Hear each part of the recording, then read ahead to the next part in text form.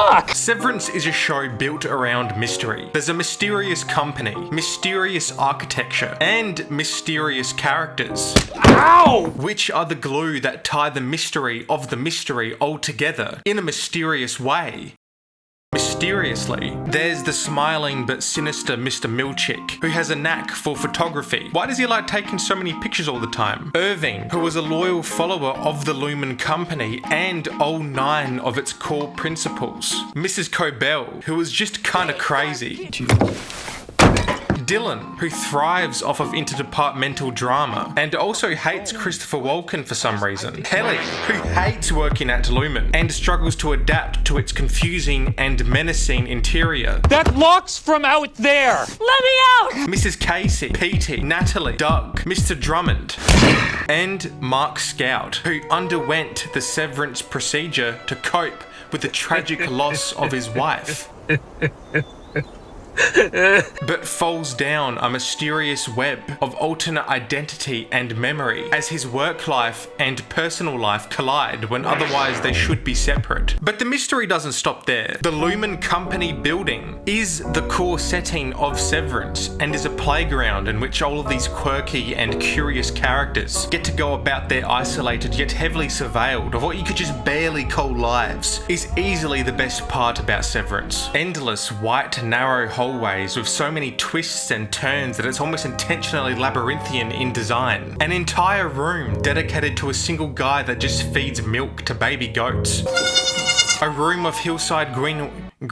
What am I, fucking Redditor? A room of hillside greenery where the goats get to run free, but the workers in the room have just become mid-century 1800s peasants with a giant goat man as their leader. A room that's actually a greenhouse. A room that's a museum of statue figures of the many different CEOs of the Lumen Company since its inception in the 1800s. A room that has a mansion inside of it. A room with just a singular crib in the center of it. A room where you have to write Christmas cards over and over again. A room where you get to witness a live reenactment of Eyes Wide Shut. A room where sometimes you gotta read the same sentence again and again until you actually believe it as punishment. All work and no play makes Jack a dull boy. Ow! There are so many different rooms with crazy, bizarre things in the center of them, and we haven't even seen all of them yet. Hell, I don't even think we've seen all of the rooms on the 7th floor yet, let alone the whole building. The writers and creators of Severance have created the perfect sandbox to throw around and explore its themes in an interesting and captivating location of endless possibilities. As the viewer, it's easy to overanalyze a show like this, so it's essential that the writers will try to distract you as much as possible by disguising as many actual clues to this mystery with fun random bullshit about whatever the hell macro data refinement and working at the Lumen Company as a severed employee actually entails. Sorting through endless files, processing macro data and refining it. Whatever that means. Going through and finding seemingly random numbers on retro 80s technology. Why do they use retro technology? I don't know.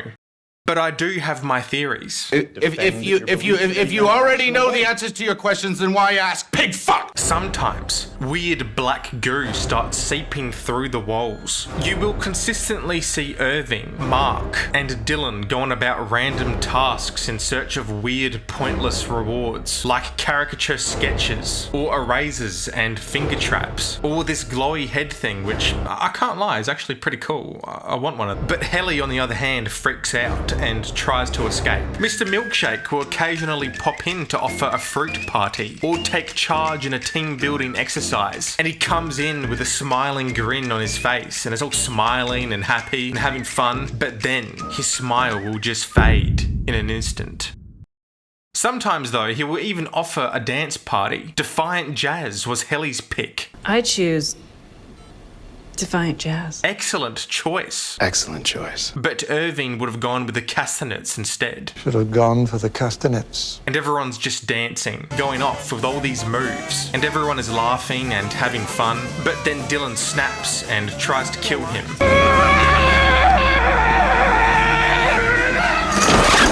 its mystery, its set design, its characters, and by extension the talented cast that bring them to life with weird quirks and line deliveries are all fantastic. The Mark S on the outside is completely different to the Mark S on the inside, and it's Adam Scott that brings that to life in some of the best and most subtle ways. His outie is so depressed and defeated, and Adam Scott makes his mannerisms delayed and slow. Well, yeah, I mean, no. Whereas his innie is more childlike and optimistic. How many reasons did we come up with? 8. And delivers words and dialogue faster and with more emphasis. And the cinematography, oh my god, the cinematography. Like 4 minutes ago I said that the setting was the best part about Severance. Well, I was wrong, because the cinematography is the best part about Severance. Easily the most visually distinctive show I have ever seen in a long time. Such a unique choice of shots and framing that sometimes give Better Call Saul or True Detective Season 1 a run for its money. Choices of colours. Blue, green and blue, red, blue, green, even some blue.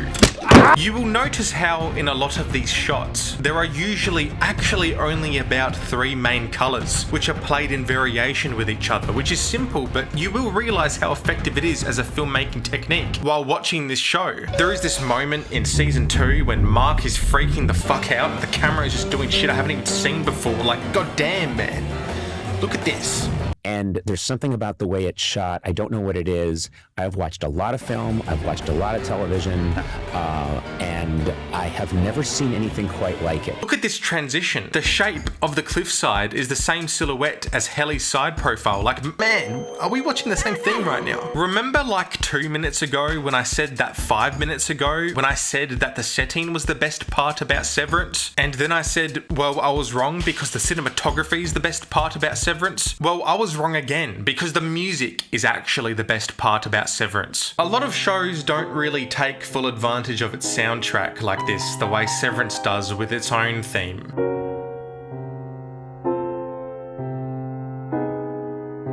When Mark first approaches the Lumen building after crying like a little bitch, it's cold and ominous, with a repetitive minimalist deep rhythm to match the repetitive minimalist brutalism of the building's exterior and interior. But then it transforms into this fake, happy melancholy as the Mark we have been introduced to, who cries like a little bitch in his car before work, is swapped out for a new one who seems at peace with his surroundings. But how does this happen? What is the Severance?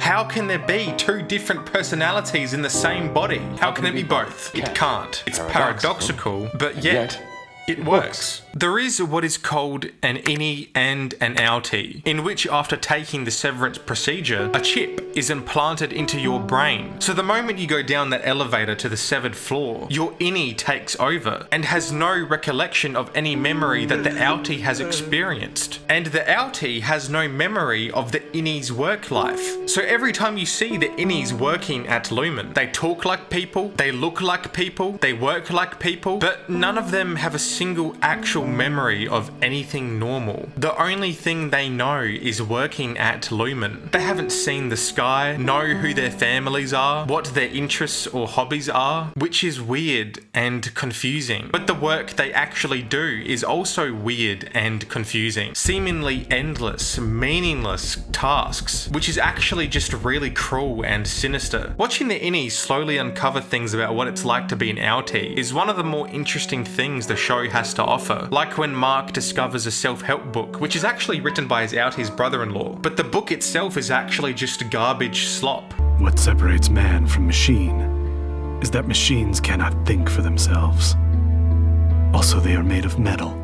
But to Mark's innie, it's like a Bible, because it's the first and only thing he has ever read that is outside of working at Lumen. It's like if a grown-ass man decided to watch The Boss Baby as his first ever movie and then he thinks it's The Godfather. When you're watching this, it's hilarious, but to Mark and the other innies, it's the catalyst for attempting to figure out more about what is outside of Lumen. The idea of the Severance procedure and splitting your work life and your home life and shady corporations is nothing particularly new. new. It's an idea that has been criticised heavily in various other iterations, analysing why the idea of working for a living has such emphasis in today's society, like in the Metamorphosis. Evil corporations gaining questionable power, like in the Fallout series or Alien. Or how the dullness of the corporate 9 to 5 can be soul-sucking, like in Office Space or Fight Club. It can be funny, serious, or satirical. Yet the entire concept and execution in Severance is just so unique and original. So from here on out, I will be issuing a formal spoiler warning. So you should pause the video, add it to watch later, sign up for Apple TV Plus, go watch Severance seasons 1 and 2, then cancel your subscription, come back, subscribe to Comporio, like the video, and continue watching.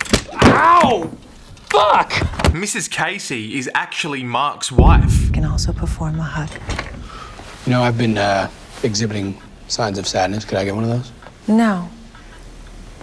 Who's been held hostage by Lumen and is being used as a human guinea pig. Helly from Severance is actually Helena, who is next in line to be the CEO of Lumen, next to her father, who is an Egan. Crazy. Who underwent the Severance procedure as some twisted marketing ploy. It's why Mr. Milkshake was taking all of these photos of her, to put them on display for the board members and investors to prove that the Severance is safe and humane. But her innie that was created in the process snapped and tried to fucking kill herself because this shit is depressing and cruel. Remember at the start of this video when I said that Severance is a story built around mystery? Well, I was right, but actually I was wrong again. It's actually a show about layers. Like onions, Severance has layers. On the surface, it's about a mysterious company, Lumen Industries, which is the proprietor of a surgery that employees can undergo called Severance, which separates their personal lives and work lives. We all know this. However, on a deeper level, it's actually a critique of modern corporate work-life culture and the way work can end up consuming your own personal identity. The severing of memories in Severance is like how many people feel disconnected from their work life, sometimes feeling stuck in a state of compartmentalization, where they live separate, even fragmented lives for the sake of profit or productivity. You are a worker bee and you are replaceable.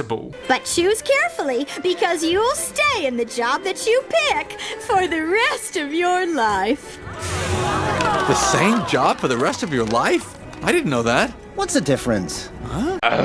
Severance explores themes of control, autonomy, personal agency, and the loss of any individual identity in the face of this straight-up dehumanizing corporate system. But it also seems to pick apart and represent how living a double life like this, being forced to separate who you are at home and who you are at work, treating these two as distinct and separate entities, can take a toll on an individual and also the collective. But again, what makes Severance so great is how it goes about visually representing this concept on a more cinematic, symbolic level. Take this scene right here. Helena is eating her breakfast, a boiled egg sliced into 6 pieces. She sits across from her father, the current CEO of Lumen, who is cold. Fetid muppet. Like, who says that? Weird, dude. Weird. I wish you'd take them raw. But she's out here eating her eggs, trying to get that protein in. But she doesn't eat the yolk, the bright, colourful thing in the centre. Instead, she nibbles on the egg whites on the outer layer. On a surface level, you know it's a woman eating some eggs, but when you think about it a bit, it's a brilliant metaphor to explain the innie and outie experience. Helena's innie, by all intents and purposes, is a warm and kind individual, whereas her outie is kind of cruel and cold. She's been moulded to be that way, like all the Egans before her. It's just great layered symbolism, and this is just one of the more obvious examples. When we get to work, we often put on a different mask, a different personality. We are usually not our normal selves, but rather a more strict version of who we actually are. The idea behind Severance is often something that many people have and do experience in their real lives. A detachment to their home life, in which it's a way to pass the time, to pay the bills, and ends up being a blink in your day. I'm willing to bet that if Lumen actually existed, that most people would probably take the Severance to just live and sleep. So the second you walk into your office building... See you tomorrow, Helly.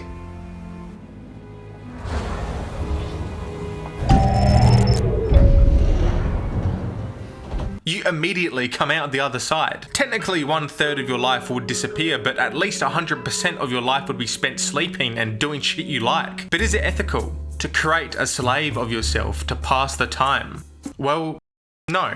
It's not. It's not ethical. But for Mark Scout, for his life, it's nothing but grief and pain. And therein lies the moral dilemma of Severance, which is what makes it so compelling. Does your work life matter? No.